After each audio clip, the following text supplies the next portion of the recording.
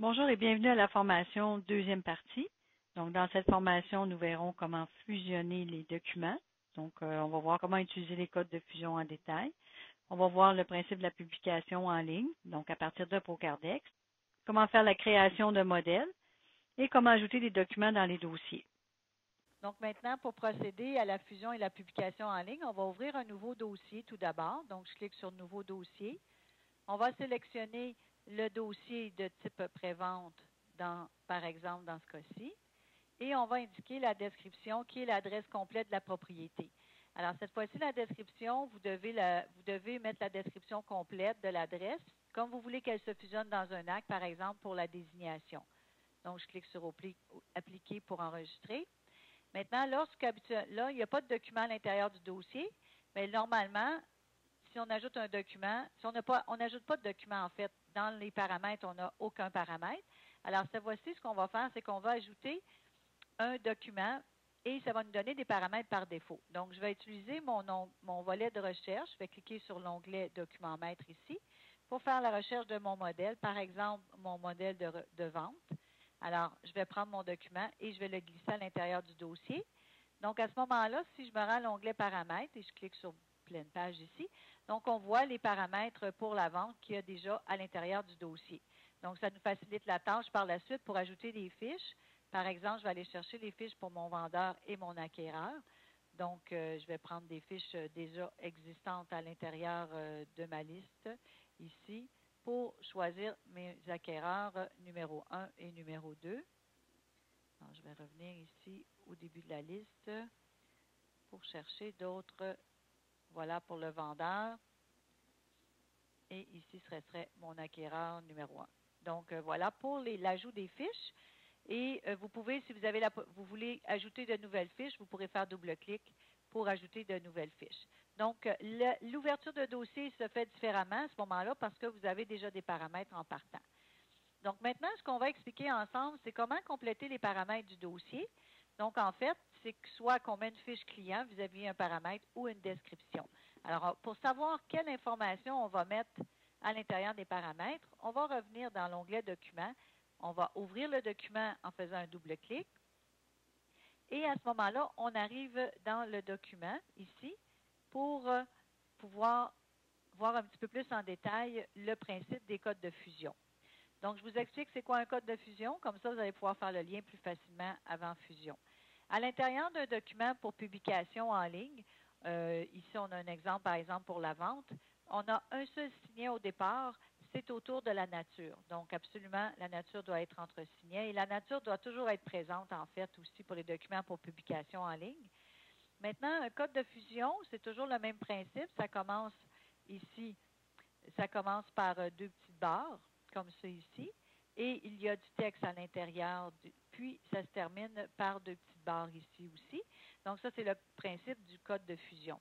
Maintenant, l'information, le texte qui est à l'intérieur du code des deux petites barres, en fait, il n'y a pas d'espace, il n'y a pas d'accent, si vous remarquez. Alors, c'est comme ça. Et parce que vous allez pouvoir créer vos propres codes de fusion. Je vais vous le montrer tantôt. Mais il faut retenir que ça ne prend pas d'espace ni d'accent. Maintenant, le texte qui est à l'intérieur des codes de fusion, des petites barres, c'est un texte qui a été décidé par la personne qui a fait les modèles. Alors, ProCardex peut publier en ligne depuis l'année 2004, mais la publication en ligne, en fait, la fusion a toujours existé. Le logiciel existe depuis plus de 18 ans. Mais lorsqu'on a décidé de faire les modèles, de les modifier pour la publication en ligne, on avait des restrictions ou des demandes de la Chambre du registre foncier, en fait. Et puis, pour avoir les codes de fusion, les informations dans un certain ordre. Et si ça commence par le mot minute, on aurait pu décider de seulement avoir année en lettres à l'intérieur du code de fusion. Mais la personne qui a fait les modèles a décidé de commencer par le mot minute parce que tout ce qui était toute l'information qu'on complétait lorsqu'on minute, après qu'on ait minuté, bien, ça l'identifiait un petit peu mieux. Alors, le principe de la fusion, c'est le suivant, c'est que le code de fusion que vous retrouvez, le texte approprié ici, je reviens dans le dossier ProCardex, à l'intérieur de paramètres, et si vous regardez, vous avez toujours la même énoncé au niveau du nom du champ, dans les paramètres, et ProCardex, il va regarder vis-à-vis s'il y a une fiche ou s'il y a une description. Alors ici, la description 2011, ce qu'il va faire à l'intérieur du document, il va enlever le code de fusion, puis il va le remplacer par ce texte-là. OK?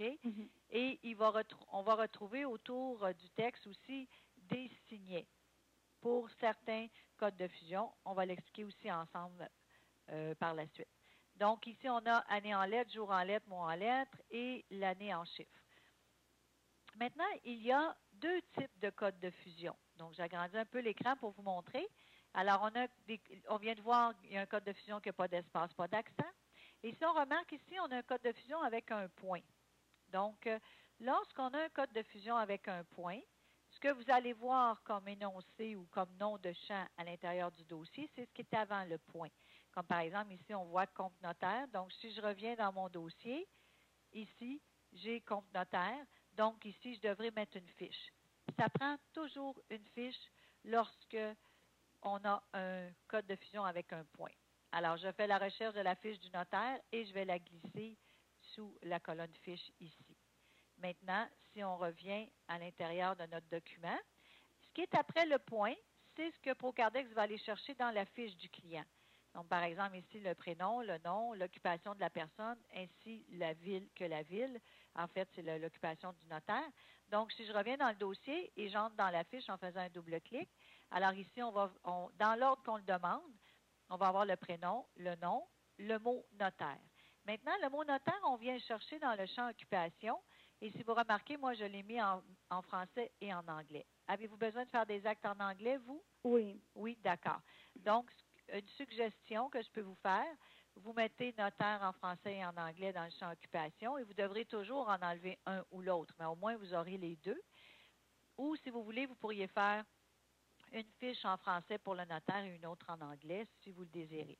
Et on va venir chercher la ville où exerce le notaire ici à l'intérieur du champ ville.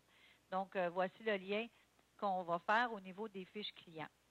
Maintenant, je vais faire le tour des codes de fusion qu'il y a à l'intérieur de la vente et par la suite, on ira compléter les paramètres dans le dossier ensemble.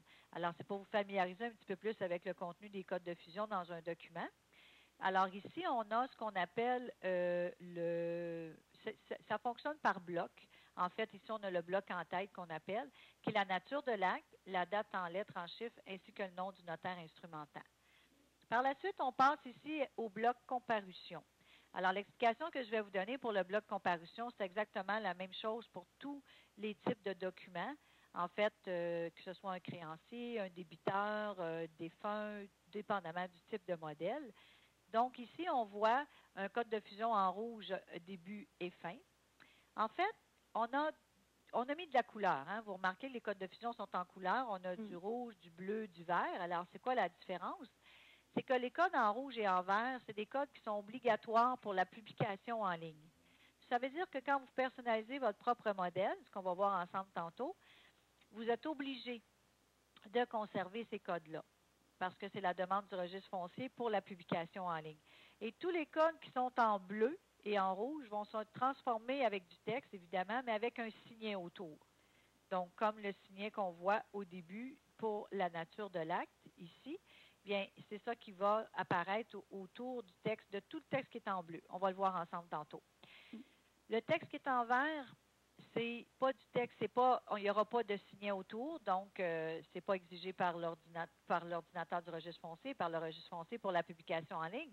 Sauf que, par exemple, ici, l'occupation de mon vendeur, je veux qu'elle se fusionne. Et il n'y a pas de comp, si vous remarquez, c'est juste une petite différence au niveau de la programmation. On sait, nous, que tout ce qui est comp va avoir un signet autour. Bon. Alors, c'est un code de fusion avec un point. Donc, évidemment, ça va prendre une fiche dans le dossier. Maintenant, je vous disais tantôt que lorsqu'il y a un point, c'est ce qui est avant le point qu'on va voir comme nom de champ dans le dossier. Donc, comme ici, je vois compte vendeur 1. Si je reviens à mon dossier, si vous remarquez, je n'ai pas de compte cette fois-ci. C'est vendeur 1. Bon. Pourquoi c'est comme ça? C'est qu'on a préféré mettre ce qu'on appelle un synonyme. En fait, c'est qu'à l'intérieur de la vente, on a besoin de l'information du vendeur, par exemple son prénom, son nom au début du document. Et on a besoin aussi à la fin du document au niveau des signatures. Donc ici, si je vous montre à la signature du vendeur numéro 1, ce qu'on ne voulait pas, c'est que vous voyez dans votre dossier compte vendeur 1, signature vendeur 1. Donc, et vous auriez été obligé de mettre 2 fois la fiche. Donc, à ce moment-là, on on a ajouté ce qu'on appelle, nous, un synonyme. Et vous voyez juste vendeur 1 pour vous, mais nous, on le sait partout où on doit fusionner le vendeur numéro 1. Donc, voilà pour l'information du vendeur numéro 1 pour le principe des fiches, en fait, pour les comparants. Donc, on va ici, je reviens à l'intérieur de mon vendeur numéro 1. Donc, on va fusionner le prénom, le nom, l'occupation de la personne, l'adresse complète jusqu'au pays, et on a le code de fin ici. Alors, ce que je vous explique, là, c'est des codes de fusion pour un individu. Alors, ici, on vous offre dans le modèle jusqu'à 4 individus, vendeur 1, vendeur 2, vendeur 3 et vendeur 4. On continue maintenant avec les compagnies. Alors, lorsqu'il y a une compagnie, ce n'est pas vendeur 1. Excuse-moi. Oui, allez-y. Si en lieu de 4, on a 5 vendeurs, comment est-ce qu'on peut faire ça? Est-ce qu'on doit le faire manuellement? D'accord, c'est une bonne question. La journée que vous aurez 5 vendeurs, ça ne se fusionnera pas.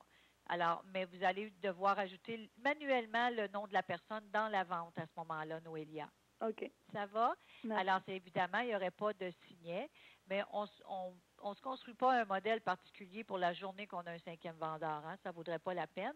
Alors, on va ajouter le nom manuellement. Mais si jamais ça arrivait souvent que vous avez plus que 4 vendeurs, ça vaudrait la peine de faire des codes de fusion en fonction de ça, mais c'est plutôt rare. Okay. Maintenant, pour une compagnie, ce n'est pas vendeur 1, mais si vous remarquez, c'est vendeur C1. Donc, si je reviens au dossier de Procardex, on a l'identification ici du vendeur C1. Alors, quand c'est une compagnie, il ne faut pas mettre la fiche vis-à-vis vendeur 1. On ne va pas chercher les mêmes informations pour une compagnie. Il faut le mettre vis-à-vis vendeur C1. Donc, ici, par exemple, je vais prendre une compagnie et la glisser vis-à-vis vendeur C1 tout simplement. Donc, je reviens à mon document dans Word. Donc, vendeur C1, qu'est-ce qu'on va aller chercher à l'intérieur? Je reviens à mon paragraphe ici. On va aller chercher le nom de la compagnie à l'intérieur du champ CIE et on doit mettre l'adresse complète aussi et l'adresse va se fusionner avec des signets aussi à cause de la publication en ligne. Sauf qu'entre le nom de la compagnie et l'adresse, il y a un début de texte, c'est-à-dire corporation légalement constituée par exemple. Donc, ce texte-là, on va aller le chercher à l'intérieur de Matrime Constitution. Donc, si je reviens au dossier Procardex et j'entre dans la fiche de la compagnie en faisant un double-clic, je vais aller sur l'onglet « Autres » pour vous montrer que ici, c'est important de mettre le détail de la société. En fait, ici, dans la liste déroulante des différents régimes matrimoniaux, vous avez la possibilité d'aller chercher le détail de la société en français et en anglais. Et ici, ça arrête à ayant son siège social haut parce qu'on va venir chercher l'adresse à partir de l'onglet général, tout le détail pour la compagnie. Donc ici, on a aussi, on va aller chercher le prénom et le nom du représentant autorisé à signer. Donc ici, si je reviens dans la fiche de la compagnie, vous mettez le nom. Si vous avez le nom du représentant autorisé à signer, vous le mettez dans prénom et nom de famille ici. Si jamais il y avait 2 représentants, il n'y a pas d'espace pour en mettre 2. Alors, il va y avoir des signets aussi seulement pour un seul représentant. On ajouterait son nom après la fusion directement à l'intérieur de notre document. Et je vais vous le montrer tantôt. Et on termine avec le détail de la compagnie, donc début et fin aussi. Donc, c'est la même chose pour toutes les compagnies qu'on peut insérer dans notre document.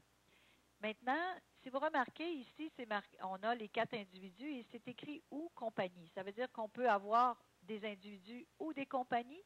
Ce n'est pas tout à fait ça le principe. Je vous explique, je reviens au dossier Procardex. Là, nous, on a fait une différence entre les individus avec vendeur 1 et vendeur C1 pour la compagnie. Mais l'ordinateur du registre foncier, lui, ne fait pas de différence à ce niveau-là. Pour eux, là, il faut qu'il y ait juste un vendeur numéro 1. Alors, on a 1, 2, puis on a 1 encore. OK? Alors, lorsque vous avez des individus et une compagnie, il va falloir placer la fiche de la compagnie au numéro 3. Oh, okay. D'accord? Alors, c'est 1, 2, 3. Alors, c'est ça le principe de la publication en ligne. Sinon, vous auriez un message d'erreur. De toute façon, vous ne seriez pas capable de publier en ligne si vous le laissez à vendeur C1. Donc, c'est pour faire la différence entre les individus et les compagnies. On continue. On a ici les codes de fusion pour compagnie 1, compagnie numéro 2 et compagnie numéro 3, 4 aussi.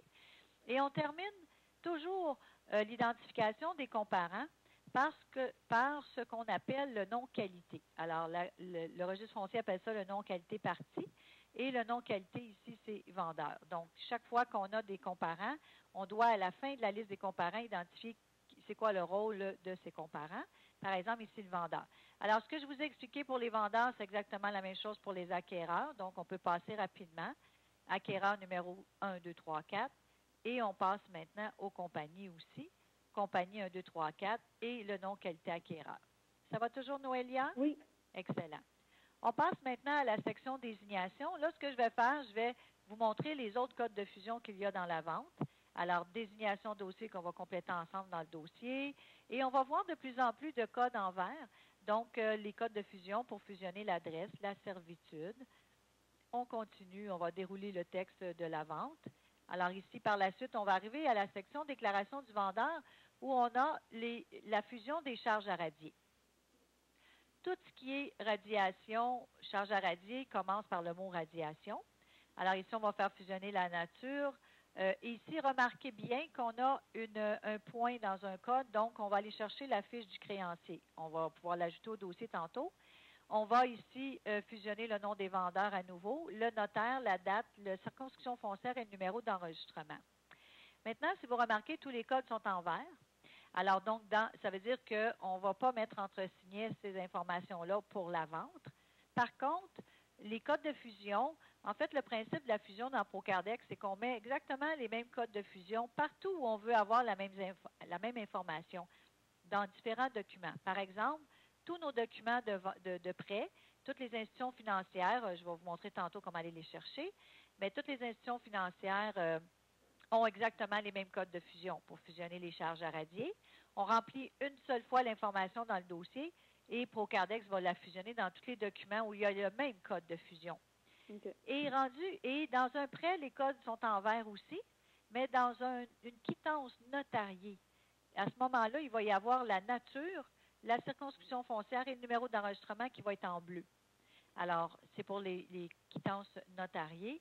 Les quittances sous seing privé, évidemment, on ne les publie pas en ligne, donc ça va être les mêmes codes, mais en vert. Est-ce que la notaire publie les quittances notariées ou sous seing privé? Privé. Sous seing privé, parfait. Donc, on donnera un exemple tantôt. Donc, ici, on continue avec une deuxième charge à radier si c'est nécessaire. On continue à dérouler. On va retrouver les codes de fusion pour aller fusionner les informations de l'arpenteur, son nom, la date, le numéro de minute. Et je continue à dérouler ma vente ici. On va rencontrer maintenant le prochain code qu'on va rencontrer, c'est par rapport au prix de vente. Alors, on voit ici le prix de vente en lettres et en chiffres qui est en bleu. Donc, on va le retrouver entre signets aussi. Et je continue à dérouler ici. On va arriver, le prochain code de fusion qu'on rencontre, c'est pour l'état civil et le détail du régime matrimonial, en fait. On fait fusionner le prénom, le nom du vendeur, ainsi que le détail du régime matrimonial, qu'on va chercher à l'intérieur de la fiche. Donc, il faut s'assurer à l'intérieur de nos fiches qu'on a bien complété le détail ici du régime matrimonial pour chaque individu. Donc, je fais juste une vérification. C'est fait ici. Et ici, il nous resterait à sélectionner le détail pour s'assurer qu'on a tout ce qu'il nous faut pour notre fusion. On continue. Ici, dans le paragraphe intervention du conjoint, si vous remarquez, on a un code de fusion avec un point, donc on va mettre une fiche dans le dossier. Et ici, le code est en vert. Donc, on va fusionner le prénom et le nom de l'intervenant, s'il y en a un. Mais il n'y aura pas de signet autour. Par contre, vous allez voir tantôt, il va y en avoir au niveau de la signature. Alors, je continue à dérouler l'écran et on va arriver maintenant à un bloc important qui est le bloc des mutations. Donc, pour une vente, on a les informations de la mutation. Ici, on fait fusionner le prénom, le nom et l'adresse complète de chaque cessionnaire et chaque cédant et chaque cessionnaire aussi. Alors ici, pour la mutation ville, on a un code en bleu, donc c'est une information qui va se retrouver en signet aussi. Maintenant, pour la contrepartie en lettres et en chiffres, on fusionne les lettres et les chiffres. Par contre, il y a seulement les chiffres qui vont se retrouver en signet. Donc, n'oubliez pas, tout ce qui est en bleu se transforme avec des signets et c'est l'information que le registre foncier va extraire de votre document. Donc, base d'imposition, droit de mutation et déclaration meuble. Et on va terminer avec ce qu'on appelle le don de taxe. Alors, ici, je change de page pour qu'on voit un petit peu mieux. Alors, dans le bloc le bloc clôture, pardon, on a le lieu de l'acte, le numéro de minute en lettres et en chiffres, et on termine avec les signatures. Donc, voyez-vous, on répète ici la signature pour l'individu numéro 1. S'il y a une compagnie, le nom de la compagnie va se fusionner à nouveau avec le prénom et le nom du représentant. Alors, je passe rapidement. On a toutes les signatures des vendeurs individus 1 à 4 ainsi que les compagnies. Et on passe maintenant pour les signatures des acquéreurs aussi, 1 à 4 individus ou compagnies. Et à la fin, on a ici les signatures en bleu d'intervenants. Donc, voyez-vous, ici, le nom de l'intervenant se fusionnerait et il y aurait un signet autour du prénom et du nom. Et on a même intervenant 2. Et on finit avec à nouveau la signature du nom du notaire, son prénom, son nom, l'occupation, qui est le mot notaire. Et on termine avec la mention copie conforme. Alors, donc, ça vous familiarise un petit peu avec c'est quoi un code de fusion et tout ça. Une fois que vous savez comment ça fonctionne au niveau de la vente, c'est le document où il y a le plus de codes de fusion. Par la suite, vous allez être à l'aise pour vous familiariser avec que ce soit une déclaration de transmission, un prêt, une quittance ou peu importe. Est-ce que ça va, Noélia, toujours? Oui, c'est parfait. Je reviens au dossier de Procardex.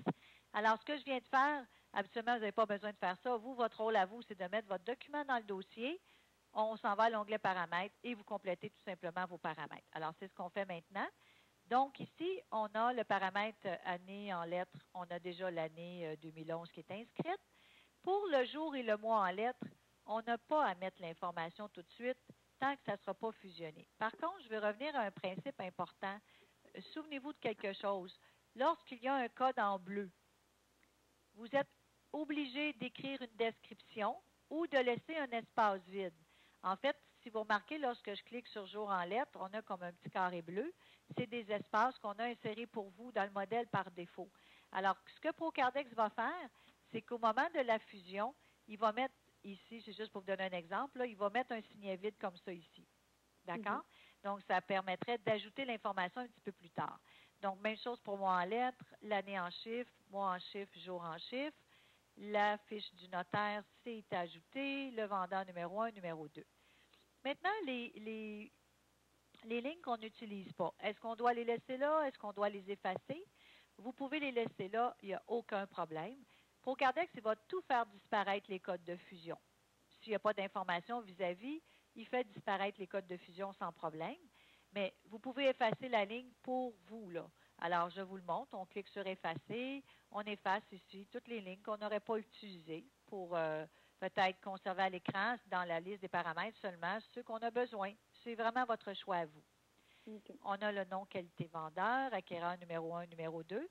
Donc, encore une fois, j'efface les codes que je n'ai pas besoin. C'est encore une fois pour vous donner un exemple. Je clique sur appliquer régulièrement et le nom qualité acquéreur.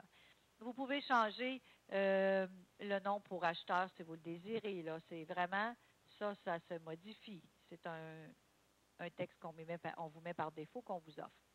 On y va maintenant pour la désignation. Alors, lorsqu'on est rendu à la ligne désignation, on indique ici dans compléter l'onglet désignation. Alors, c'est ce qu'on va faire. On passe à l'onglet désignation pour l'ajouter. Donc, pour compléter la désignation, on va cliquer sur le bouton Ajouter. Alors, dans la fenêtre qui s'ajoute, on va débuter par la sélection du type de désignation. Donc, que ce soit un lot rénové, un lot originaire ou avec même des subdivisions. L'écran va changer en fonction de ça. Alors, je vais vous donner un premier exemple d'un lot rénové. Alors, on doit sélectionner ici dans la liste le début du texte de la désignation. Maintenant, si vous voulez avoir autre chose, vous pouvez changer, exemple payant front ou quoi que ce soit. Par contre, la phrase, c'est toujours la même phrase qui revient. Donc, je vais inscrire tout simplement mon numéro de lot. Je l'écris uniquement en chiffres. Lorsque je vais cliquer dans la zone numéro de lot en lettres, Procardex va l'écrire pour vous. Alors, il n'y a pas de risque d'erreur à ce niveau-là. Si vous avez un dossier en anglais, bien, il va le traduire en anglais. Alors, il n'y a pas de problème pour tout faire en anglais avec Procardex. Maintenant, je m'en vais dans la liste des circonscriptions foncières pour sélectionner la circonscription foncière ici, par exemple, Laval. Si c'est une copropriété, vous allez cocher la case copropriété et vous allez voir ici un immeuble connu et désigné va changer pour la partie privative. Alors ça, c'est important. On doit le sélectionner. Alors, je termine avec OK. Donc, mon premier lot a été défini. Maintenant, si, justement, pour les copropriétés, souvent, il va y avoir un deuxième lot, comme par exemple le stationnement. Alors, au lieu de recommencer, de cliquer sur Ajouter, de tout refaire les étapes qu'on a fait ensemble, on peut copier un lot déjà existant. Si ça se ressemble, c'est beaucoup plus rapide. Alors, je sélectionne mon lot. Je vais cliquer ici sur l'icône dupliquer. Et voyez-vous, on a déjà automatiquement une copie du lot. Tout ce qu'il vous reste à faire, c'est de changer le numéro tout simplement. Et lorsque je vais cliquer dans le numéro de lot en lettres, ProCardex va l'ajuster en fonction du nouveau texte qu'il a besoin pour le numéro de lot en chiffres. Okay. Ça va toujours? Oui. Parfait. Est-ce que vous avez des lots originaires des fois, Noélia? Oui, bien sûr. Parfait. Alors, on va donner un exemple. Évidemment, c'est peut-être rare qu'on ait un lot rénové originaire dans le même dossier, mais on va prendre cet exemple-là. Alors, je clique sur Ajouter à nouveau. Je vais sélectionner dans la liste lot originaire et j'ai la possibilité d'y aller avec des subdivisions aussi. Donc, je vais y aller avec une subdivision 2 niveaux pour vous donner un meilleur exemple. Donc, on doit cette fois-ci sélectionner pour débuter la circonscription foncière.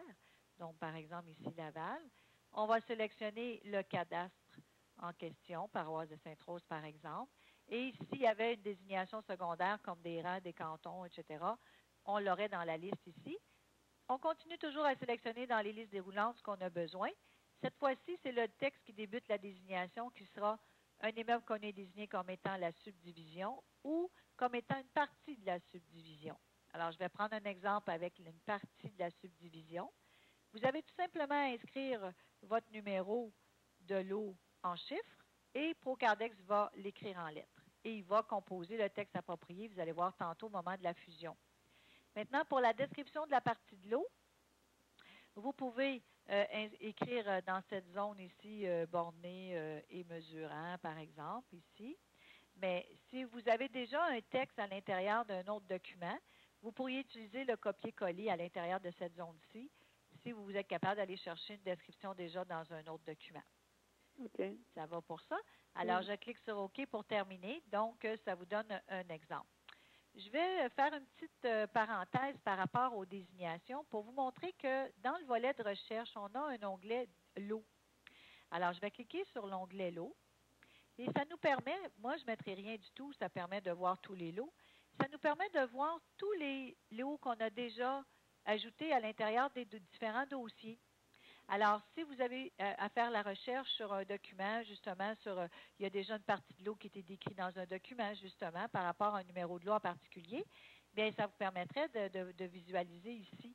Alors, vous avez ici le détail complet de l'adresse et tout ça. Alors, on peut retourner dans un dossier facilement de cette façon-là. Vous pouvez rechercher, lorsque vous recherchez un numéro de l'eau en particulier, il faut écrire le numéro de l'eau sans espace cette fois-ci. Alors, je fais recherche et j'ai mon numéro de lot. Maintenant, ce qu'on peut faire aussi, si vous dites, OK, ce lot-là, j'en ai besoin dans le dossier courant, je sais que j'ai déjà fait la description du lot à l'intérieur d'un autre dossier. Alors, vous pourriez ouvrir le dossier correspondant, même s'il est fermé, on pourrait le réouvrir comme ça. On revient à l'onglet désignation. On va prendre le lot puis on va le glisser à l'intérieur de notre dossier à nous. OK. Ça va, ça? Alors, ça, c'est très intéressant. Ça nous permet de reprendre des descriptions de l'eau qui ont déjà été faites avec des fois toutes les bornes et des mesures et tout ça. Ça va pour la description de désignation? Oui, parfait. Je reviens maintenant à l'onglet paramètres. Donc, la désignation, c'est fait. On continue. On y va maintenant au niveau de l'adresse. L'adresse de la propriété, on la voit ici en haut.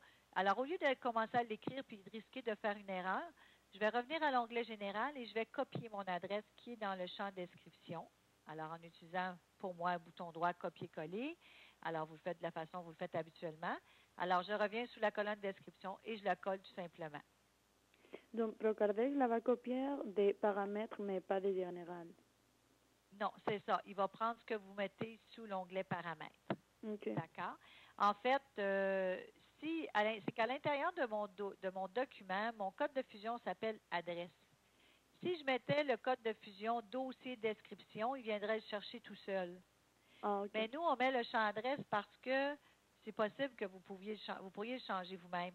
Par contre, c'est parce que des fois, il y a des gens qui ne mettent pas l'adresse peut-être de la façon qu'ils voudraient qu'elle se fusionne. Alors, on vient chercher vraiment la description à ce moment-là en mettant le code de fusion dossier description, mais nous, c'est le code adresse. OK. C'est pour ça qu'il faut la copier. Maintenant, pour la servitude, on va compléter notre texte, par exemple, en faveur d'Hydro-Québec. Je mets un texte quelconque, d'accord? Et on pourrait compléter ici. Si vous pouvez toujours écrire dans la zone de description de cette façon-là ou faire un double-clic aussi pour aller compléter plus de façon plus spécifique là, ce que vous voulez avoir comme texte. Donc, je vais remettre parce que j'ai fait annuler sur ce que j'avais fait. Alors, je fais juste ma petite correction. Voilà, c'est fait. Et on pourrait continuer ici. Maintenant, dans cette zone-là, c'est plus facile pour travailler. Vous pouvez faire du copier-coller.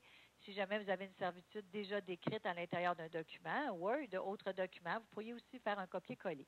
OK. Alors, j'applique régulièrement. Je continue maintenant avec la section radiation.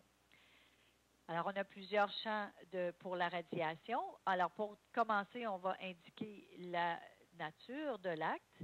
Et ici, voyez-vous, là, je vous disais tantôt, il y a un code de fusion avec un point, donc ça prend une fiche et on vous l'indique ici. Ajouter la fiche du créancier quittance. Donc, je vais utiliser mon volet de recherche pour rechercher mes fiches. Alors, c'est pour ça que moi, j'écris BMO. Je ne sais pas si vous vous souvenez de Noélia, je vous avais suggéré à la première formation de mettre des codes au niveau des institutions financières. Ça va être plus pratique quand vous recherchez des institutions financières, en particulier, par exemple, tout ce qui est BMO. Mhm. Et je peux prendre ma fiche et la glisser à ce moment-là. Ici, le nom du notaire et la date du certificat, pas le certificat, pardon, de l'acte. Pour ce qui est de la date, vous l'écrivez comme vous l'écrivez normalement. Il y en a qui vont l'écrire 2010, par exemple. En lettres et en chiffres, ça, je ne sais pas comment vous l'écrivez vous-même, là. Donc, vous l'écrivez comme vous voulez que se fusionne dans votre acte, en fait. OK. Pour la circonscription foncière, ça va. Et finalement, le numéro d'enregistrement. Alors, j'ai mes informations pour ma première charge à radier. Je n'ai pas de deuxième charge à radier, donc j'efface les codes. Je pourrais les laisser là. C'est moi qui décide de faire, de conserver seulement ceux que j'ai besoin. On y va avec le nom de l'arpenteur maintenant, avec la date aussi en question. Excusez-moi. Alors, je vais faire du copier-coller juste pour accélérer notre petit exercice, tout simplement. Et voilà. On est rendu maintenant au prix en lettres et en chiffres. Est-ce que vous en faites déjà de la fusion, Noélia, ou c'est tout nouveau? Vous en faites déjà. Hein? Alors, il y a peut-être des petits trucs que vous connaissez déjà, évidemment. Par exemple, le prix en lettres et en chiffres, est-ce que vous l'écrivez vous-même habituellement? Oui. OK. Alors, bien, je vais vous apprendre quelque chose ce matin. Ce n'est pas nécessaire de l'écrire le prix en lettres et en chiffres. À partir des paramètres, si vous avez mis votre prix en lettres dans l'onglet Débours, alors ici, on va dans Débours, on va dire oui pour copier la liste par défaut. Même si vous n'avez pas commencé à compléter votre onglet Débours, ce n'est pas grave. Allez écrire votre prix en chiffres. Alors, mettons 275 500. Alors, vous écrivez votre prix en chiffres uniquement. Et c'est Procardex va aller le fusionner dans votre acte de vente en lettres et en chiffres. Donc, vous n'avez plus jamais besoin d'écrire les lettres et les chiffres ici. Il ne faut surtout pas effacer les lignes, par exemple. Puis, il ne faut pas faire d'espace parce que c'est l'espace qui va prévaloir par rapport à ce qui est écrit dans l'onglet des bourses, sinon. OK. Maintenant, pour l'intervenant, s'il y a une intervention du conjoint ou quoi que ce soit, on mettrait la fiche correspondante. Si j'en ai pas, je décide d'effacer mes lignes. Je conserve ici mutation. Bon, on est rendu maintenant à la section mutation. Alors, on a plusieurs informations à compléter. On va commencer par mutation ville. Maintenant, est-ce que vous écrivez aussi les lettres et les chiffres habituellement ici? Oui. Alors, ce n'est pas nécessaire non plus. Alors, on va sauver du temps encore ce matin dans ce qu'on va apprendre. Donc, tout ce qui est lettres et chiffres, vous n'écrivez absolument rien si vous l'avez écrit dans l'onglet Débours. Alors, la contrepartie, c'est le montant qui est ici. Vous écrivez votre valeur d'imposition, qui serait la même ou plus élevée, selon ou moins élevée, selon le cas. Et ça, c'est la valeur d'imposition. Et les droits de mutation, si je clique sur prix de vente au bout, on a, c'est vrai, il faut que je complète. j'aurais complété dans un dossier pré-vente probablement mes informations pour mes ajustements. Il faut qu'il y ait une date. Je reviens à Débours. Alors, si je clique sur la fenêtre du calcul du prix de vente au bout du prix de vente ici, on a le montant des droits de mutation. Et ce montant-là va se fusionner dans l'acte de vente en lettres et en chiffres. Alors, vous n'écrivez plus jamais rien ici, Noélia. Wow. C'est bien, hein? Oui, c'est parfait. Parfait, ça vous sauve beaucoup de temps. Et moins de risque d'erreur, évidemment. Hein, quand on tape les lettres, c'est pas toujours évident. Et il va le faire en anglais aussi pour Cardex si vous avez un dossier en anglais. Donc, il faut s'assurer d'avoir ici sélectionné votre dossier en anglais au départ. OK. Ça, c'est très important. Alors, et on termine avec la déclaration meuble. Donc, si je fais un double-clic, on peut mieux voir toute la description donc qu'on vous offre par défaut. Il nous reste le lieu du don-acte à compléter. Et par la suite, on a minute en lettres, en chiffres qui est vide, si vous remarquez des espaces, et la mention copie conforme. Donc ici, est-ce que vous mettez la mention copie conforme sur votre original? Normalement, non. Non? D'accord. Bon, vous avez deux choix, Noélia. Je vais la laisser quand même. OK? C'est sûr que vous pourriez mettre des espaces pour la rajouter par la suite. Mais je vais la laisser, puis je vais vous donner un petit truc au moment de la fusion et de l'impression. Vous allez voir tantôt, je vais vous donner un truc. Donc, je la laisse pour l'instant à l'écran. Alors, ça va pour les différents paramètres à compléter? Oui, ça va. Parfait. Alors, on complète les paramètres, on complète notre désignation. On va utiliser l'onglet Débours pour faire la fusion, pour que ProCardex puisse fusionner le prix en lettres, en chiffres et les informations des mutations à l'intérieur du document. Donc, voilà. Maintenant, je vais fermer mon document de vente parce qu'il ne faut pas qu'il soit ouvert pour que je puisse fusionner. Alors, à l'intérieur de l'onglet paramètres, vous avez l'icône ajouter. Ça nous permettrait d'ajouter un paramètre si on en avait effacé un par erreur ou quoi que ce soit, si on a besoin d'en ajouter. Et on a vu effacer. Vous avez aussi l'icône imprimer. Alors, l'icône imprimer imprimerait l'onglet paramètres. En quoi ça peut être utile? Bien, écoutez, des fois, quand on commence, on voudrait avoir une référence sur les champs qui sont obligatoires ou se garder des petites notes. Alors, ça peut être intéressant de l'imprimer. Donc, la possibilité est là. Maintenant, on est rendu à l'étape pour imprimer, pour fusionner, en fait, notre document de vente. Alors, je reviens à l'intérieur de l'onglet Documents pour pouvoir fusionner mon acte de vente. Donc, je sélectionne le document à fusionner et on a deux icônes pour la fusion. On a fusion du document courant et on a fusion de tous les documents. Donc, lorsqu'on est un petit peu plus habitué peut-être, on a la possibilité de fusionner plusieurs documents en même temps. On pourrait mettre la vente, le prêt, les lettres, la quittance aussi, compléter tous les paramètres correspondants et demander de fusionner en une seule opération. Alors, ça, c'est une possibilité qu'on a. Alors, pour l'instant, je vais cliquer sur fusion du document courant. Alors, ProCardex est en train, là, ça prend quelques secondes, il est en train de tout fusionner. Donc, maintenant, on va procéder à la fusion de notre document de vente. Donc, on revient à partir de l'onglet Documents. On va sélectionner le document fusionné et on va cliquer tout simplement sur l'icône Fusion du document courant. Alors, en quelques secondes, ProCardex va fusionner toutes les informations. Il va faire disparaître les codes de fusion qui ne sont pas nécessaires dans le document. Il va tout remplacer le texte, les codes de fusion, par des informations qui sont sous l'onglet Paramètres. Donc, maintenant, lorsque c'est fusionné, on a un crochet ici à l'option Fusion. Maintenant, je vais entrer dans le document pour vous montrer le résultat final. Donc, un document qui est fusionné, comme je vous dis, tous les codes de fusion sont disparus.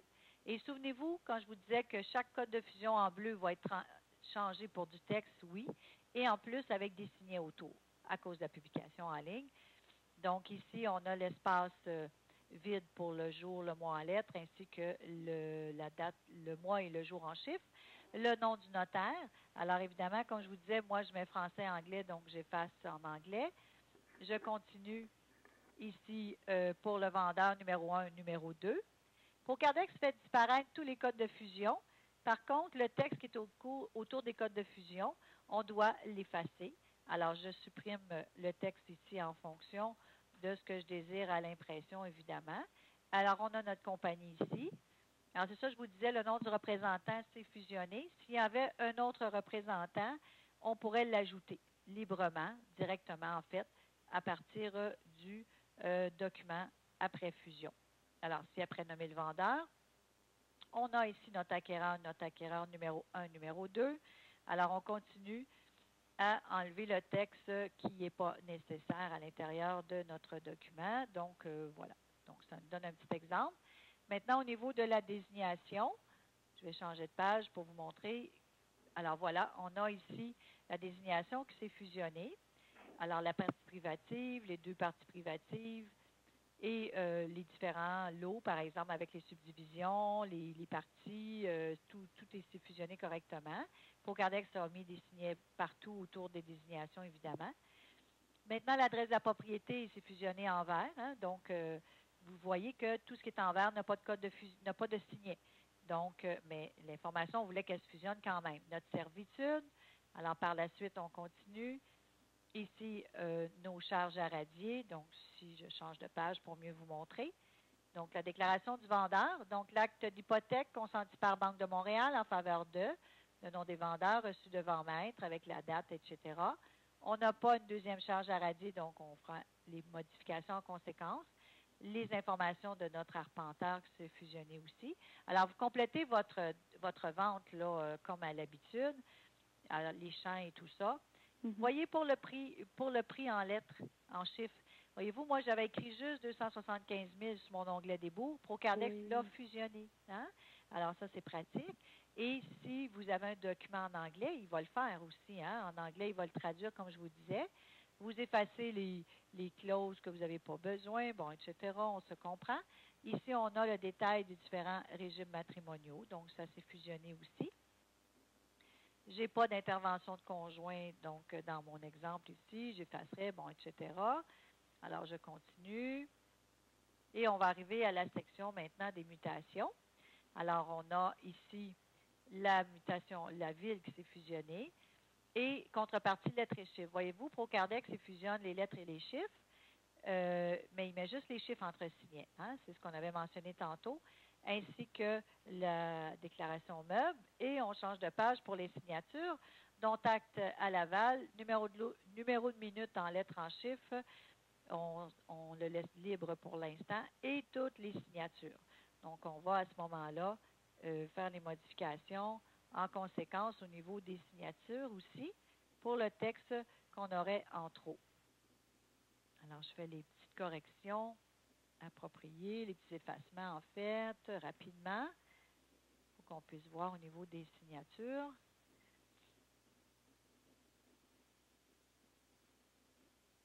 Et voilà.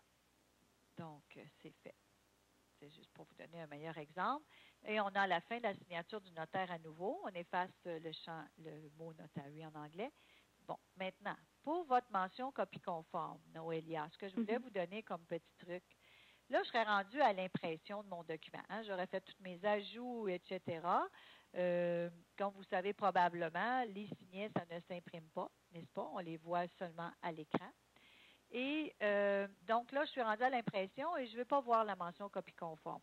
Moi, ce que je vous suggère, c'est de l'effacer, de la couper, en fait. D'accord? Vous demandez l'impression et par la suite, vous le faites réafficher. OK. C'est ce que je vous conseille. Sinon, si vous y tenez absolument à ce moment-là, vous pourriez tout simplement le laisser vide. Ça, c'est votre choix. Il pourrait avoir l'espace vide. Par contre, avant la publication en ligne, ça vous oblige d'ajouter toujours votre texte à l'intérieur. Voyez-vous? Oui. Donc, pour ça, je vous donnais le petit truc. Si vous avez, vous l'effacez temporairement, puis après ça, vous le réaffichez parce que pour vos copies, pour la publication en ligne, en fait, vous allez en avoir besoin. Et pour vos copies, ça sera déjà fait. OK. Donc, ça va pour ça. Maintenant, ça va arriver, je ne sais pas si ça vous est déjà arrivé, là, mais quelquefois, avec les différents types d'imprimantes, évidemment, le texte en vert ou même le bleu, mais plutôt le vert, des fois, ça s'imprime dans des teintes de grisé un petit peu plus pâles. Alors, ce que les gens vont faire souvent, ce que je vous propose, c'est de sélectionner tout votre texte, de demander la couleur noire, de mettre noir partout, puis là, vous l'imprimez. OK. Et après, ramenez vos couleurs, parce que je pense que c'est important, on voit un petit peu mieux, mais ça pourrait toujours être en noir, hein, il n'y a aucune différence. Même quand c'est en noir, l'important, c'est les signets, il faut qu'ils soient là. OK. Ça va pour ça? Oui. Donc, ça serait la préparation de votre document. Au niveau de l'impression, vous enregistrez régulièrement ce que vous faites, etc. Maintenant, on va travailler ensemble un petit peu plus le concept des signets. Donc, vous l'utilisez probablement déjà à travers la plateforme TELUS, mais on va voir quelques spécifications. Alors, si par exemple ici, on peut ajouter ce qu'on veut à l'intérieur des signets, évidemment. Ça, il n'y a pas de protection en tant que telle. Il n'y a pas d'empêchement.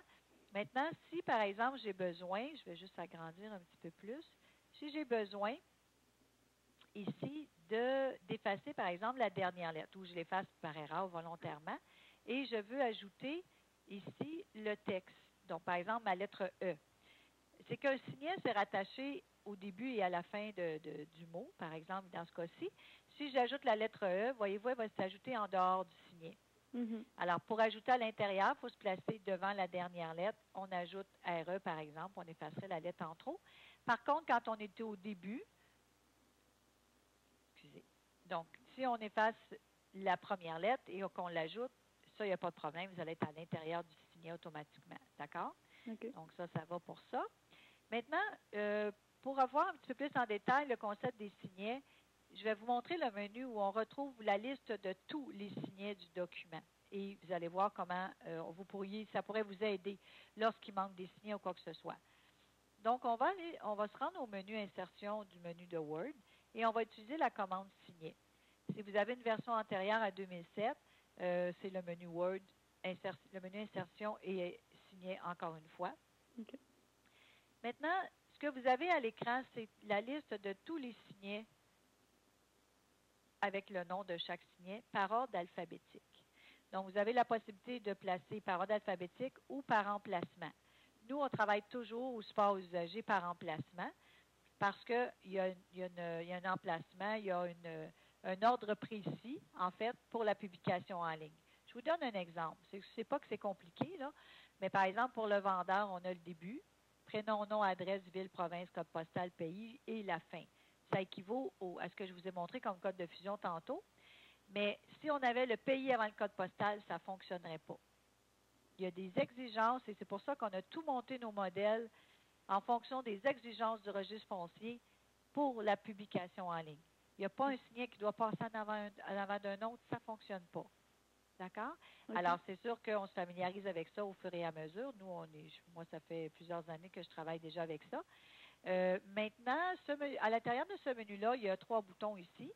Alors, si je clique sur le bouton « Atteindre », il va me placer directement sur le signet. Peu importe celui que vous choisissez dans la liste, vous cliquez sur « Atteindre », il va vous placer vis-à-vis dans le document. Évidemment, dans le travail de tous les jours, vous n'avez pas vraiment besoin souvent de ce bouton, mais nous, on l'utilise beaucoup. Par contre, le bouton « Supprimer », vous pourriez en avoir besoin des fois pour un signet qui est en trop. OK? Maintenant, pour vous expliquer le bouton « Ajouter », je vais passer à une autre étape. Regardez bien. Je vais revenir au début du document. Je vais demander d'atteindre le signet de notaire occupation, par exemple. Et je vais le supprimer. Je vais utiliser le bouton « Supprimer ». Je vais cliquer sur « Fermer ». Si vous remarquez, ça supprime le signet et non le texte. Donc, des fois, c'est nécessaire. On veut supprimer un signet. Donc, c'est vraiment la façon la plus simple de le faire. Maintenant, juste avant de passer à la prochaine étape, lorsqu'il nous manque des signets, aussitôt que vous vous placez sur un signet, par exemple, sur un texte qui a un signet, en fait. Par exemple, ici, je suis sur le nom de famille du vendeur numéro 1. Si vous retournez au menu signet, vous allez toujours arriver vis-à-vis le nom correspondant. Le but, ce n'est pas d'apprendre par cœur les signets, les noms, c'est vraiment pas ça, mais les boutons peuvent être utilisés pour différentes fonctions. Donc, maintenant, je vais vous montrer la validation des signets. En fait, si vous remarquez là, c'est sûr que je l'ai fait volontairement, j'ai effacé un signet. Alors, je vais vous montrer maintenant que Procardex a une validation très complète qui va vous indiquer lorsqu'il vous manque des signets et il va même vous les ajouter au début du document. On va voir ça ensemble. Alors, je quitte le document Word. Donc maintenant, à partir du dossier, on va valider notre document, valider les signets qui sont présents dans le document, voir si tout est conforme. Donc, on sélectionne le document, on clique sur l'icône demande d'inscription en ligne au registre foncier qui permet de valider les signets tout d'abord et de transmettre le document en ligne par la suite au registre foncier. Alors, on clique sur l'icône. Alors, Procardex procède à la validation du contenu des signets dans le document. On clique sur OK car le document ne sera pas transmis. Alors ici, on voit que Procardex indique que les signets obligatoires non présents dans le document. Procardex a inséré le ou les signets manquants au début de votre document, donc il vous mentionne lequel. Dans la deuxième section, on mentionne ici que les signets suivants sont obligatoires et qui sont vides, donc c'est normal parce qu'on n'a pas ajouté encore le numéro de minute au document, et l'ordre dans lequel devraient être les signets. Alors, je clique sur le bouton Fermer et je vais cliquer sur Ouvrir le fichier pour ouvrir le document dans Word et pouvoir faire les modifications. Et Procardex, il vous place le signet au début du document. Et là, la prochaine étape, c'est à vous à mettre le signet au bon endroit. Mais au moins, vous les ajoutez tous ceux qui manquent. Maintenant, pour placer un signet autour du texte, bon, vous avez une première possibilité, vous pourriez faire copier-coller, par exemple. Ici, il faudrait mettre le bon texte à l'intérieur, etc. Moi, je ne le fais pas comme ça. Je vais vous montrer ma façon à moi qui est pour moi la plus simple. Je sélectionne le texte où va le signet, où je me positionnerai dans le document où j'ai besoin d'ajouter ce signet-là. Et je vais utiliser encore une fois mon menu Insertion Signet. Et là, ici, si c'est par ordre alphabétique, vous ne connaissez pas le nom des signets par cœur, évidemment. Alors, au lieu de chercher dans l'ordre alphabétique comment il s'appelle, etc., on a notre occupation ici, donc on le chercherait par ordre alphabétique. Je vous suggère de sélectionner par emplacement, parce que c'est sûr que votre signet est au début de la liste. Okay. Souvenez-vous, l'emplacement, c'est l'ordre dans lequel il est placé dans le document. Donc, c'est certain qu'il est au début de la liste. Donc, je sélectionne notre occupation et je vais cliquer sur le bouton « Atteindre ». Et, pas atteindre, je m'excuse, « Ajouter ». Alors, je reviens, je recommence. Alors, je reprends « Signet ». Je sélectionne au début, il était déjà je m'excuse là, je reviens au début, pardon, de la liste. Et je vais cliquer sur le bouton « Ajouter ». Alors, c'est le bon bouton. Alors, le signet a été ajouté autour du texte, voyez-vous? Et comme ça, ici, il ne nous reste qu'à effacer le texte au début du document. Donc, on fait un lien entre nous et Word le plus efficacement possible pour vous permettre de déplacer comme ça un signet. Ça va comme ça, Noélia? Oui, ça va. Parfait. Maintenant, je vais vous expliquer d'autres façons aussi d'ajouter des signets. Par exemple, admettons ici dans votre vente, il y a des changements, il y a un troisième acquéreur. Alors, s'il y a un troisième acquéreur, ça nous prend les signets complets pour le troisième acquéreur. Et souvent, les gens ont comme réflexe, étant donné que je viens de parler du menu signet, de dire « Ah oui, je vais aller chercher mes signets d'acquéreur numéro 3. » Vous n'en avez pas. Vous avez donc la liste, le menu signet, c'est pour les signets qui sont déjà présents dans le document et ça ne vous permettrait pas d'en ajouter avec ce menu-là. C'est ce qu'on pourrait avoir comme réflexe, c'est d'aller sélectionner puis de copier les signets numéro 2, par exemple, pour penser qu'on aurait d'autres signets. Non, ce n'est pas ça. D'accord? Alors maintenant, je vais vous montrer comment obtenir une série de signets. Par exemple, pour l'acquéreur numéro 3, j'ai besoin des signets dans la comparution puis dans la signature aussi. Et l'exemple que je vais vous donner aussi pourrait être utilisé pour la désignation, par exemple. S'il y a un problème avec la désignation, vous avez des difficultés avec vos signets, vous aimeriez régénérer votre désignation, en fait, pour pouvoir refusionner votre document. Alors, je vous montre ça maintenant. Je quitte le document. Je vais l'enregistrer. Je reviens à mon dossier de Procardex. Premièrement, on veut ajouter un troisième acquéreur, il faut aller dans nos paramètres. Si on remarque ici, on a 2 acquéreurs. Moi, j'avais tout effacé mes lignes. Alors, j'ai seulement 2 acquéreurs, donc on va cliquer sur l'icône « Ajouter ». Ça ajoute une ligne supplémentaire à la fin. Et ici, je dois ajouter mon troisième acquéreur. Attention, acquéreur numéro 3, on ne peut pas mettre d'espace, n'est-ce pas? Parce que le champ doit s'appeler exactement comme il est à l'intérieur de la vente. Alors, je vais aller dans mon volet de recherche pour rechercher mon troisième acquéreur. Alors, ici, par exemple, M. Vallée. Et voilà. Maintenant, mon troisième acquéreur, je voudrais que ça se fusionne dans mon acte de vente, évidemment. Est-ce que je peux fusionner un acte qui a déjà été fusionné? La réponse est oui, vous pouvez refusionner un acte qui a déjà été fusionné, mais est-ce que vous devez refusionner? Ça, c'est une autre histoire. On va voir ça ensemble. On clique sur l'icône fusion du document Et on va faire bien attention à la question ici. Le document a déjà été fusionné. Si vous continuez, toutes les modifications faites au document seront effacées. Alors, pour Cardex, là, qu'à chaque fois que vous demandez de refusionner, il va détruire ce que vous avez déjà fait. OK? Alors, donc, il ne faut pas refuser. C'est très, très rare qu'on va refusionner un document une deuxième fois, à moins qu'on n'ait pas fait beaucoup de corrections dans notre document, qu'on s'en apercevrait dès le début, par exemple. Mais là, ça fait longtemps qu'on l'a fusionné, on a fait beaucoup de corrections. Donc, voulez-vous refaire la fusion? On va indiquer non. D'accord? Pourquoi est-ce que pour Cardex, il efface tout? En fait, je vous explique le principe, c'est qu'ici, je vous ai montré au début qu'il y avait des codes de fusion dans le modèle. D'accord? Pour Cardex, il y a besoin de codes de fusion pour fusionner. Et là, il n'y en a plus de code de fusion, c'est du texte.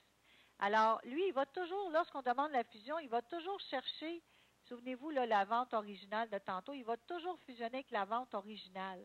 OK, je comprends. C'est pour ça. Alors là, je vous donne, par contre, on a développé quelque chose pour pas que vous perdiez tout, évidemment. Donc, la procédure qu'on vous suggère, c'est de faire une copie de votre original. C'est ce que je vais faire maintenant. Je vais utiliser l'icône duplique le document sélectionné. Donc, je clique sur dupliquer. Êtes-vous sûr de vouloir dupliquer? Je lui dis oui. On a maintenant une copie et on va fusionner la copie. Okay. Alors, même si on fusionne la copie, en quelques secondes, ça va se faire, il n'y a pas de problème. Et je vais aller chercher ce que j'ai besoin dans ma copie. Puis, je vais faire du copier-coller à l'intérieur de mon original. Alors, je vais ouvrir maintenant la copie. Alors, on revient avec le document de base, comme s'il n'y avait jamais eu de correction de fait. Je vous ai dit, il refusionne avec l'original. D'accord? Alors, ça va nous permettre d'aller chercher notre troisième acquéreur. Je m'excuse. Attendez, je m'excuse. Je reviens à mes paramètres. Mon troisième. Je ne l'ai pas mis, mon troisième acquéreur? Oui. Et Lucien Vallée. Ah, il est à la fin du document. Bon, je ne sais pas ce que. Je m'excuse. Attendez, je vais revenir à ma copie. Pas ma copie, mais le troisième acquéreur. Bon, j'ai peut-être effacé par erreur. Là. Je me reprends, tout simplement.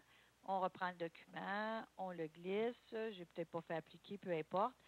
On revient et on fusionne. Bon, alors là, il me demande de refusionner. Je lui dis oui, évidemment, parce que j'accepte de refusionner la copie sans problème. Donc, en quelques secondes, ça va se faire. J'ouvre mon document ici. Alors, donc, on voit que c'est la copie qui s'est fusionnée avec le modèle original. Et je devrais avoir mon troisième acquéreur. Le voici. Donc, je vais faire du copier-coller. Je vais sélectionner mon texte. Je vais faire copier. Et je vais revenir dans mon dossier parce que je dois ouvrir mon original. Alors, la copie, j'en ai besoin dans mon original. Donc, je l'ouvre. Et je vais me rendre à la position où j'ai besoin de mon troisième acquéreur dans mon document original. Et je vais coller. Et voilà. Et j'ai besoin aussi à la fin du document de ma signature aussi. Alors, donc, je vais me rendre à la fin du document ici pour les signatures de mon troisième acquéreur, juste avant le notaire.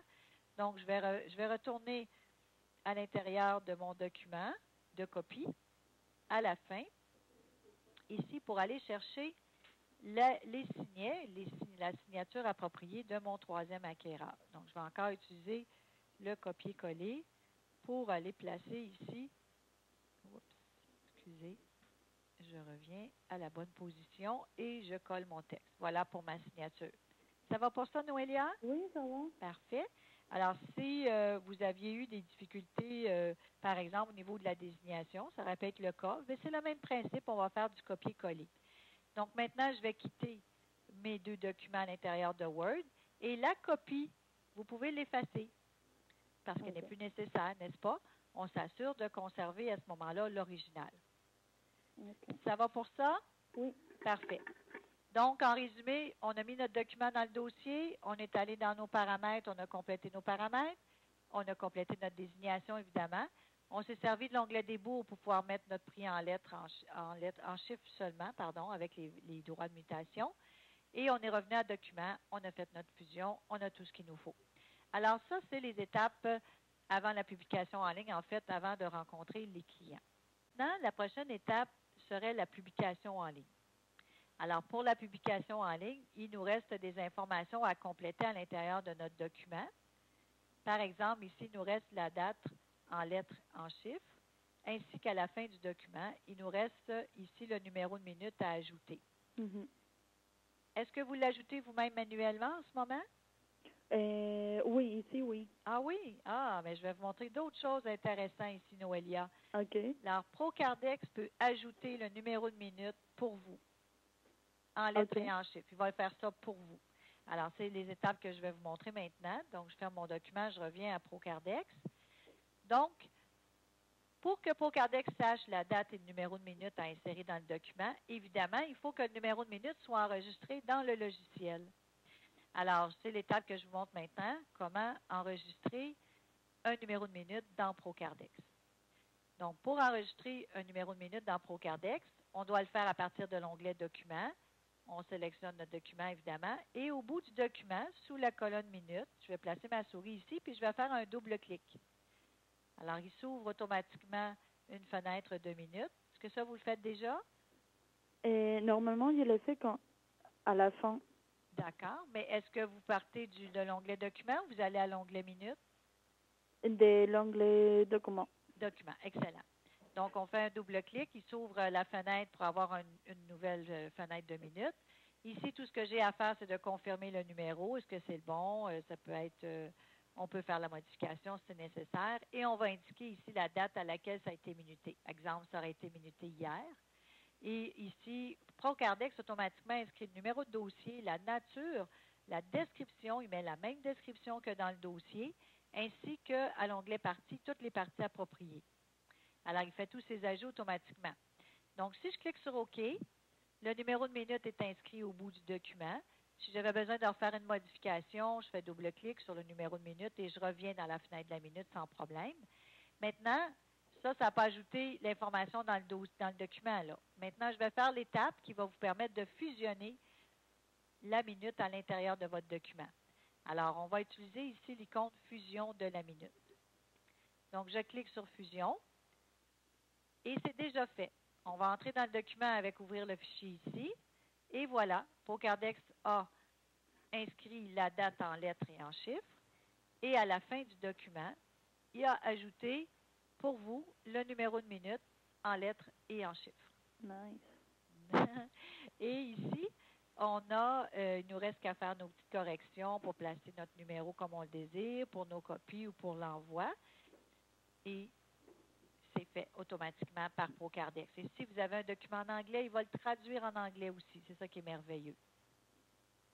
Maintenant, pour la publication en ligne, je vais faire juste une petite parenthèse. Si vous avez sur votre original du texte rayé ou en ajout sur l'original, bien, il faut faire la correction directement dans le document ici. Alors, si par exemple, on a rayé complètement la clause qui est ici, pour X raison, bien, on faut l'effacer. Okay. Il ne faut pas mettre la fonction barrée, là, pour ceux qui connaîtraient la fonction dans Word, pour la possibilité de barrer du texte comme ça. Il ne faut pas faire ça. Les barres vont disparaître et votre texte va rester là. Alors ça, c'est important. Et ici, on a ajouté une clause en particulier sur l'original. On a fait du texte en ajout dans la marge. Puis à ce moment-là, il faut l'ajouter, le texte, directement dans le document Word pour pouvoir le publier en ligne. On ne peut pas ajouter manuellement, évidemment. Alors, on quitte le document Word. Alors maintenant, nous allons procéder à la transmission de notre vente au registre foncier à partir de ProCardex. Donc, on va cliquer sur l'icône demande d'inscription en ligne au registre foncier. La ProCardex valide à nouveau les signets dans le document, donc la validation. Par la suite, il y a la validation maintenant du registre foncier. Donc, on vérifie directement au serveur du registre foncier s'il n'y a pas un problème quelconque, comme par exemple, si vous avez le message suivant à l'écran, ici, on a le lot 1 109 300 du cadastre de la circonscription foncière de Sherbrooke. Il est inexistant. Alors, on pourrait poursuivre, mais évidemment, s'il y a une erreur, c'est mieux de vérifier notre document. Donc, je vais cliquer sur Non. On me dit qu'il ne sera pas transmis en ligne. On clique sur OK. On va cliquer sur Ouvrir le document. Et si on va vérifier, par exemple, la désignation, évidemment, il faudrait vérifier dans le dossier qu'est-ce qui s'est fusionné et tout. Donc, je peux faire ma correction ici directement dans mon document. Il faudrait que je le modifie dans le dossier aussi. Et si je clique à nouveau sur demande d'inscription en ligne, il y a la validation des signets de Procardex. En deuxième lieu, on passe à la validation au registre foncier directement. Et là, tout devrait être conforme. Et si c'est conforme, on arrive à la fenêtre de la signature numérique. Lorsque la fenêtre de la signature numérique apparaît, ça vous permet de voir que toute la validation des signets est conforme et tout. Si le notaire n'est pas disponible maintenant, vous cliquez sur Annuler. Alors, on demande au notaire d'ajouter le mot de passe de la signature numérique. Alors, la transmission au registre foncier s'effectue actuellement. Une fois que la transmission au registre foncier est effectuée, vous avez un message, votre demande d'inscription en ligne a été envoyée au registre foncier du Québec avec succès. On clique sur OK pour terminer. À l'intérieur du dossier Procardex, il y a sous la colonne DIL qui se trouve à être demande d'inscription en ligne, vous avez la possibilité de vérifier à quelle date et à quelle heure votre acte a été transmis au registre foncier. Si vous désirez vérifier que votre acte est bien transmis au registre foncier, on se rend sur le site du registre foncier du Québec en ligne. On clique sur le lien Inscrire SLRI. On clique sur l'icône Afficher les réquisitions présentées et vous accédez au tableau de bord des réquisitions qui vous permet de voir le nom de l'acte, le numéro de dossier ainsi que le statut. Je vais vous montrer qu'est-ce qui se passe quand on ajoute d'autres documents pour la fusion. Donc, par exemple, ici, j'aimerais ajouter, admettons dans mon dossier, c'est un prêt pour Scotia, par exemple. Alors, je vais utiliser mon volet de recherche pour rechercher mon prêt. C'est mon prêt accessoire, donc j'inscris le mot-clé que je recherche. Je prends le document et je l'ajoute au dossier.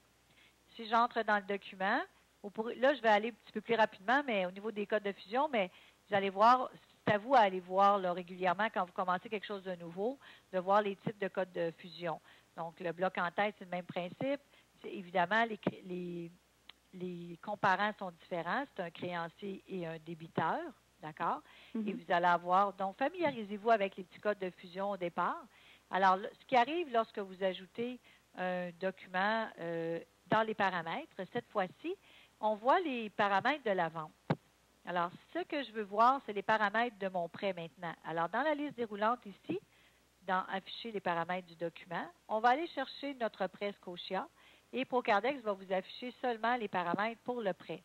Okay. Et vous allez voir qu'il y a beaucoup moins d'informations à compléter cette fois-ci. Le notaire est déjà là. J'ajoute la fiche du créancier pour mon prêt, alors qui est Scotia. Je vais chercher ici. Alors, je vais prendre avec une adresse. Voilà. Ici, je glisse ma fiche. Non-qualité. Mes débiteurs sont mes créanciers. Mes débiteurs sont mes créanciers, non. Mes débiteurs sont mes acquéreurs. Donc, moi, je n'ai pas de dossier devant moi, donc je vais juste aller voir ma référence ici. Alors, je vais rechercher ici mes fiches à l'air.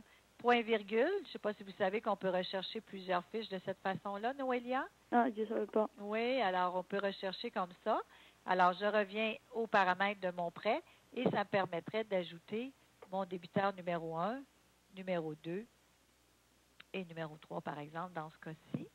Alors, cette fois-ci, remarquez ici, Noélia, je ne supprime pas les lignes que je n'utilise pas. Voyez-vous, ça peut être comme ça, il n'y a pas de problème. Okay. Le montant de l'hypothèque en lettres, là, cette fois-ci, il faut l'inscrire. Okay? 175 000 $, par exemple. On doit l'écrire aussi en chiffres, sans les symboles de dollars, par contre, parce que c'est déjà dans le document. Je n'ai pas à compléter ma désignation, parce que je l'ai déjà fait pour ma vente. L'adresse est déjà là. Je n'ai pas d'intervenant. Le lieu du don-acte est là, et c'est tout. Alors, on a beaucoup moins d'informations à compléter à ce moment-là. On revient à l'onglet Documents. On fusionne le document courant. Je ne peux pas vous demander de fusionner les deux documents, tous les documents, parce que la vente est déjà faite. C'est déjà complet. J'entre dans mon document. Et voyez-vous, c'est le même principe. On se retrouve avec des signets, la même chose que pour la vente. D'accord? Même principe, et ça fait un petit résumé en même temps. Lorsque je vais rajouter mon numéro de minute, je vais faire double-clic au bout. Je vais avoir mon numéro automatiquement, la date, mettons, ça aurait été le 12. On a les parties, tout est complet. On clique sur OK. Et maintenant, je veux que mon numéro de minute s'ajoute dans mon document aussi pour le publier en ligne. Donc, je vais cliquer ici sur l'icône Fusion de la minute. C'est déjà fait. Et je pourrais cliquer sur Valider. C'est sûr qu'évidemment, dans un prêt, toujours, vous devez, je fais ça rapidement, mais vous devez ici ajouter le nom du représentant autorisé à signer. Alors, on a toujours l'espace ici pour le représentant dans la comparution et la signature. Donc, j'accélère, je vais juste procéder à d'autres exemples. Maintenant, si vous avez besoin de faire un avis d'adresse, même chose, on a aussi l'avis d'adresse. Par contre, l'avis d'adresse, on ne peut pas publier un avis d'adresse en même temps qu'une vente, d'accord? Ou un prêt. Vous devez publier la vente ou le prêt et après, vous allez publier l'avis d'adresse. Okay. Alors, vous allez vous rendre à l'onglet paramètres, chercher les paramètres appropriés pour l'avis d'adresse. Vous devrez mettre le nom du bénéficiaire, qui seront les vendeurs, par exemple, etc., etc. On fusionne notre document. C'est le même principe. Maintenant, je vais vous donner un dernier exemple par rapport à la quittance. Alors, ça, c'est important. Ici, vous m'avez dit, vous, que c'était une quittance sous seing privé que le notaire faisait la plupart du temps. Alors, on a des modèles aussi. Alors, je prends mon modèle quittance sous seing privé. Cette fois-ci, je vais entrer dans le document pour vous montrer, familiariser un petit peu avec les codes. Pour les quittances, on a un seul modèle pour toutes les institutions financières. Et je vais chercher, on va devoir mettre la fiche du créancier, évidemment. Et le détail pour la quittance, pour la comparution de la quittance, je vais la chercher dans Matrim Constitution. Et je vais vous montrer, on va faire un exemple ensemble. Et là, ici, regardez, il y a exactement les mêmes codes de fusion qui étaient dans la vente. D'accord? Alors, je reprends mon exemple, je clique sur l'onglet paramètres, je m'en vais chercher quittance parce que je veux. Et là, pour la quittance, là, on n'a plus rien à faire. Ça a déjà tout été complété lors de la fusion de la vente. J'ai tout ce qu'il me faut. Je n'ai pas de 2 charges à radier. Tout est là. Très, très facile rendu à cette étape. Je vais revenir à l'onglet, ici, oui, ma fiche, c'est ça. Oui, c'est ça, je vais vous montrer. À l'intérieur de la fiche du créancier, ce qui est très important, dans l'onglet Autres, ici, dans Matrim Constitution, on va venir chercher le détail de la comparution de la quittance de la banque. C'est ici que vous le mettez. OK. Donc, vous allez tranquillement, là, vous ajoutez vos fiches de créancier. Je vais vous donner un petit truc tantôt. Donc, je vais procéder à la fusion de ma quittance. On sélectionne le document en diffusion du document courant. Et c'est fait. On entre dans le document résultat. Et regardez ici, vous avez la comparution de la banque représentée par. Puis là, vous mettez votre texte, etc. Et on a fusionné aussi les charges à radier. Il reste juste à compléter les informations nécessaires. Amazing. Ça va, ça? Oui. Parfait. Donc, maintenant, par contre, et c'est le même principe, en fait, pour une quittance notariée. Là. Je veux juste donner un exemple. Ce qui est différent, par contre, une quittance notariée, on a des codes de fusion en bleu, hein, évidemment, et on fait fusionner, on va mettre entre signet la nature, la circonscription foncière et le numéro d'enregistrement. Alors, voyez-vous, si je fusionne ce document, on va juste ouvrir par la suite. Regardez ici, c'est le même principe que les autres, sauf que je vais avoir certaines choses entre signets pour pouvoir le publier en ligne. Il restera à ajouter, lorsque c'est nécessaire, le représentant et tout ça. Ça va pour ça, pour la quittance? Oui. Maintenant, pour vous aider à construire vos fiches d'institutions financières, j'ai un seul modèle de quittance et et en ce moment, la plupart des études, lorsqu'ils commencent à utiliser la fusion, ils ont une 60aine de modèles de quittance pour toutes les institutions financières, toutes les succursales et tout ça. Hein? Alors, ce qu'on a préparé pour vous chez Procardex, c'est une liste de toutes les comparutions des quittances pour toutes les banques, autant en français qu'en anglais. Pas pour les caisses, parce que les caisses, évidemment, il y a trop de succursales. Oui. Mais on a construit, par exemple, pour vous aider à créer des fiches. Alors, je vais vous donner un exemple, comment créer vos fiches pour les institutions financières et insérer les comparutions correspondantes. Donc, vous allez utiliser l'aide. Vous allez cliquer sur le bouton Aide, ici. Vous allez écrire quittance. Alors, je recherche le mot quittance comme mot-clé. Alors, ici, vous avez liste des comparutions quittance. Alors, vous cliquez sur ce lien et vous avez ici devant vous je vais l'agrandir un petit peu. Alors, on a ici pour vous préparer la liste autant en français qu'en anglais. Il y a 11 pages. Là. Toutes les banques sont là et on les a en anglais aussi. D'accord? Alors, je vais vous donner un exemple avec un en français. On vous a écrit le nom de la banque. On a même un code pour vous et le détail. Alors, regardez comment vous allez faire. Donc, on revient à ProCardex. On clique sur Nouvelle fiche. Ici, on fait de nouvelles fiches. On revient ici dans la plateforme TELUS, si vous permettez, je vais le fermer. Alors, donc, on revient ici, on va sélectionner le nom de la banque et vous allez utiliser le copier-coller. Ce n'est pas plus difficile que ça. Je reviens à ProCardex et je vais coller le nom ici à l'intérieur. Et ProCardex va dire une fiche existe déjà. Évidemment, des banques, on en a beaucoup. Hein? Alors, c'est pas grave, vous passez Maintenant, je vous conseille de personnaliser vos codes et on vous aide à le faire en sélectionnant ici le code. Vous n'avez pas à l'écrire, on va le faire pour vous. Alors, je continue avec mon copier-coller ici. Et maintenant, pour le détail de la comparution, vous allez sélectionner votre texte ici aussi. On va le copier. Je reviens à ProCardex et sur l'onglet Autres, vous allez le coller. Alors, vous allez avoir tout ce qu'il vous faut pour pouvoir fusionner vos quittances. Alors, on a une première fiche de fait. On clique sur OK. Alors, si vous remarquez ici dans ma recherche de fiches, ici, si je cherche ici, par exemple, CIBC, voyez-vous, ma fiche, elle est là. Alors, vous pourriez, on a tous identifié avec SS pour siège social parce que vous pouvez, ce que vous pouvez faire aussi, je m'excuse, je reviens, pour l'adresse, parce que ça serait intéressant d'avoir l'adresse, on l'a ici à l'intérieur de la, ici par exemple, sans numéro civique pour cette fois-ci, là, commerce Toronto, Ontario. Bien, si par exemple c'était ici, voyez-vous, la Banque de Montréal, le siège social, là, 119 rue Saint-Jacques, là, bien, vous pourriez utiliser le copier-coller puis aller chercher le code postal aussi. Okay. Voyez-vous? Alors, donc, ça vous aiderait à construire vos fiches pour pouvoir les réutiliser et ça serait votre adresse de siège social. Donc, quand vous faites vos lettres, parce que vous allez voir, tantôt, on a des lettres aussi qu'on peut envoyer au créancier pour la quittance, bien, vous allez déjà avoir votre fiche. Donc, on a fait ça pour vous. On vous offre une liste complète de toutes les comparutions de toutes les banques, autant en français qu'en anglais.